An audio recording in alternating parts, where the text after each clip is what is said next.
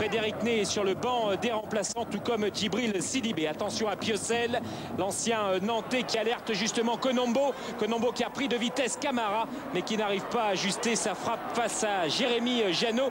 Konombo titulaire pour la deuxième fois cette saison. La première fois, c'était face à Monaco. Elibop veut du mouvement côté stéphanois. Il y en a avec Zokora. Zokora, Pascal Feindouno. Feindouno avec une frappe. Non, il préfère temporiser. Ballon contré par Piocel qui le redonne à Sablé. La frappe de Sablé. Et l'ouverture du score après 8 minutes de jeu dans cette première période. Après cette erreur de relance de Sébastien Piocel, courtisé par la Sampdoria de Gênes. Mais en tout cas pour Sablé et les Verts, ça fait bien 1-0 et troisième but cette saison pour le capitaine Julien Sablé. Le match en tout cas est parti à vive allure avec Frédéric Mendy. Mendy pour Sablé. Sablé qui tente sa chance une nouvelle fois et cette fois Nicolas Pento qui détourne ce ballon du bout des gants en concédant un corner. Et voici ce corner, ça pousse derrière le but de Pento. Corner de Pascal Feindouno. Le ballon s'élève, la tête d'Ilunga. Pento qui parade et Frédéric Mendy qui n'arrive pas à ajuster le gardien à bout portant. Regardez, il aurait pu mettre le pied droit, mais c'est vrai que le petit Mendy est un véritable gaucher. Toujours 1-0 dans cette rencontre. Le Sporting Club de Bastia s'en sort pas trop mal. Bastia est dominé dans cette première période et on retrouve Pascal Feindouno.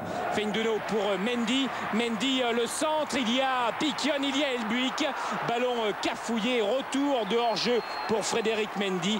Ils ont encore eu chaud les joueurs de François Ciccolini et ce sera la dernière occasion de cette première période. 1-0 pour les Verts après 45 minutes de jeu. Au retour des vestiaires, les Bastiais sont beaucoup plus entreprenants avec Tony Vérel, puis Hadji.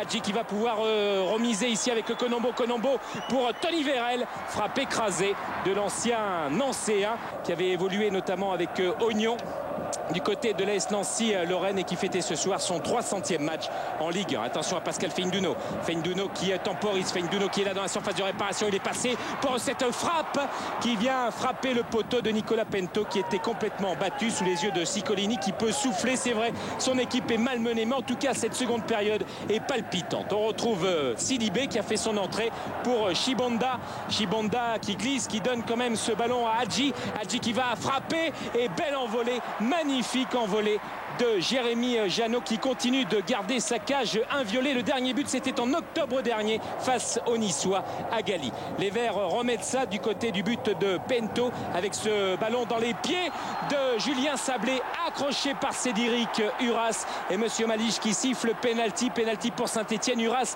avait reçu un carton jaune avant et Monsieur Malige a l'intelligence de ne pas en sortir un second, synonyme de rouge. Pento en a arrêté des penaltys dans sa carrière. Il se retrouve face à Pascal Feindouno qui ouvre magnifiquement son pied quasiment à l'arrêt pour le 2-0 à la 87e minute, son 11e but de la saison. Le meilleur buteur de Saint-Etienne fait définitivement chavirer Geoffroy Guichard. Pento, c'est dur pour lui, il a fait un match héroïque et cette équipe de Bastia va tenter peut-être d'aller jusqu'au bout, marquer ce but qui pourrait les relancer. On retrouve Hadji.